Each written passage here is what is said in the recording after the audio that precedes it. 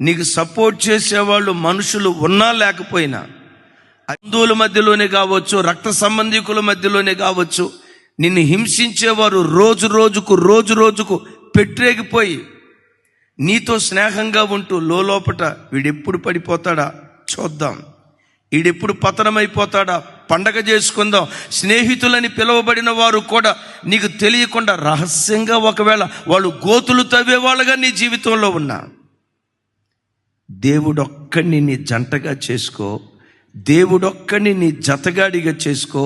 నీవు పడిపోతే చూడాలని ప్రయత్నం చేస్తున్న వ్యక్తుల కళ్ళ ఎదుటే పతాక స్థాయికి నిన్ను లేవనెత్తి ఊరేగించటం దేవుడు ప్రారంభిస్తాడు. నిన్ను ఓడగొట్టాలనుకున్నవాడు ఓడిపోతాడు, నువ్వు గెలవటం ప్రారంభిస్తావు. నిన్ను పడగొట్టాలనుకున్నవాడు పడిపోతాడు, వాడి కళ్ళ ఎదుటే యేసుక్రీస్తు మార్గంలో సాగిపోయే యోధుడిలాగా దేవుడు నిన్ను నిలవబెట్టునుగాక.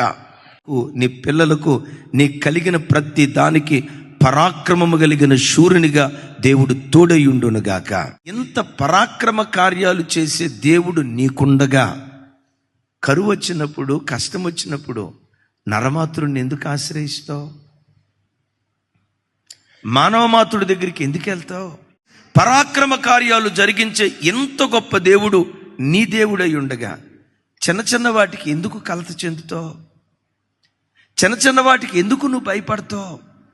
ఏదో జరిగిపోయినట్లుగా, జీవితం మునిగిపోయినట్లుగా, సర్వం కోల్పోయినట్లుగా చిన్న వాటిగా ఎందుకు నువ్వు కలవరపడతావు? భూమి ఆకాశాలు పట్టజాలని ఈ మహాదేవుడు నీ బ్రతుకులో పరాక్రమ కార్యాలు జరిగించేవాడు. నిజంగా నా పిల్లలు నా కొరకు నిలవబడాలే గాని, దేవుని వాక్యానికి ఖచ్చితంగా నా పిల్లలు సాక్షులుగా నిలవబడాలే గాని, నా పిల్లలు నేను విడిచిపెట్టను.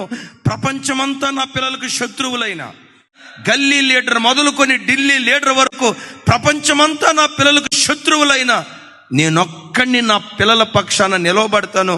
ఎలా నా పిల్లల పక్షాన కార్యం చేస్తానో తెలుసా? మధ్యవశుడై ఆర్భటించు పరాక్రమశాలిలాగా నా పిల్లల జీవితాల్లో నేను కార్యం చేస్తాను. ఒకసారి చూడు, చేతులెత్తేసైని అడుగు, అయ్యా ఎవరు నా ప్రక్కన నిలవబడినా నిలవబడకపోయినా, నిజమే స్నేహితులని పిలువబడిన వారు కూడా పడిపోవాలని చూస్తున్నారంటే ఇంకెవరిని బ్రతుకుల్లో నమ్మేదయ్యా? లోకంలో పరిస్థితి ఎట్లా ఉందంటే, ప్రక్కనే ఉన్నట్లుగా ఉంటారు, పలకరించినట్లుగానే పలకరిస్తారు, అదే వ్యక్తి గోతులు దవ్వుతున్నట్లుగా. ఎవడు శత్రువో ఎవడు మిత్రువో అర్థం కాక కడవరి దినాల్లో జనాలు జుట్లు పీక్కుంటున్నారు.